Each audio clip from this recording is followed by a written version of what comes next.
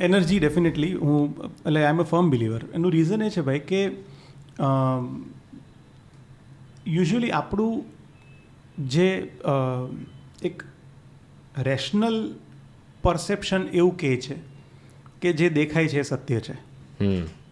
બરાબર છે. That is the analytical cum rational argument. એની સામેની એક બીજી ખૂબ મોટી સાઈડ એ છે કે there is much more which you can not see but it still exist. અને એ કદાચ જે દેખાઈ રહ્યું છે એના કરતાં વધારે પાવરફુલ અને ઇન્ફ્લુએન્સિવ છે. So that is the energy. હવે એ બહુ જ બધા અલગ અલગ ડાયમેન્શન્સમાં આપણને એક્સપિરિયન્સ થતી હોય છે. અગેન તમે જો એનું એનાલિટિકલ બ્રેકઅપ જ આપવા માગતા હો તો એ એનાલિટિકલ બ્રેકઅપ તમે કરી શકો કે ભાઈ ઓકે પ્રેમ તો એક એનર્જી છે પણ તમે એને હોર્મોનલ લેંગ્વેજમાં સમજાવી દો.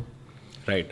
કે તમે એક્સાઇટમેન્ટ એ એક પ્રકારની એનર્જી છે પણ તમે એને પણ એક પ્રકારના હોર્મોનલ અને ન્યુરો ટ્રાન્સમીટર લેવલ ઉપર સમજો, જે ખોટું નથી. It is true but it doesn't stop there.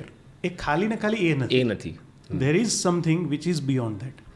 અને હું પર્સનલી એ વસ્તુમાં બિલીવ કરું છું. મેં ઓશોને ખૂબ વાંચ્યા છે એટલે આઈ રેઝોનેટ વિથ ધેટ થોટ કે અમુક વસ્તુઓ જે છે ને એ તમારે એક્સેપ્ટ કરવી પડે. એ ક્યારેક સાયન્સ પ્રૂવ ન કરી શકે.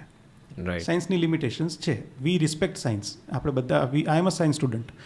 પણ અમુક વસ્તુઓ એવી છે જ કે જે તમારે એક્સેપ્ટ કરવી જ પડે કે જે એક્ઝિસ્ટ કરે છે બટ તમે એને પેન એન્ડ પેપર ઉપર ડોક્યુમેન્ટ નથી કરી શકતા. So that is the energy. As far as controlling your energy તો એમાં એવું છે ભાઈ કે અમુક ટાઈમે એટલે મારો પર્સનલી હું વધારે ઇમોશનલ પેલા પર છું rather than an analytical person. એટલે હું બહુ જલ્દી ખુશ પણ થઈ જાઉં અને બહુ જલ્દી દુઃખી પણ થઈ જાઉં. એવું મારો એક એવો સ્વભાવ છે.